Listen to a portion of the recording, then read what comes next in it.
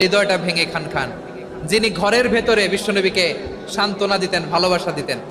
বাইরে গেলে কোরাইশরা বকাঝকা করে, অত্যাচার করে, কিন্তু আম্মাজান খাদিজা রাদিয়াল্লাহু তাআলা আনহা ঘরটারে এমন শান্তির নীর বানায় রেখেছেন, এই ঘরের ভিতরে ঢুকলে বিশ্বনবীর কলিজাটা ঠান্ডা হয়ে যেত। এজন্য রব্বুল আলামিন বলেন, খাদিজা, ও আমার বান্দি খাদিজা, জান্নাতে এমন স্পেশাল একটা ঘর আমি তোমার জন্য রেডি করে রেখেছি। ওই ঘরের মধ্যে কোনো আওয়াজ নাই, ওই ঘরের মধ্যে কোনো নয়েজ নাই, ওই ঘরে কোনো বিশৃঙ্খলা নাই।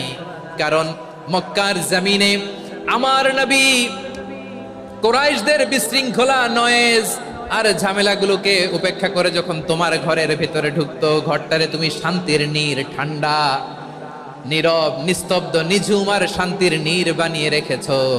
এজন্য জান্নাতে স্পেশাল একটা শান্তির নীর আমি তোমারে উপহার দেবো।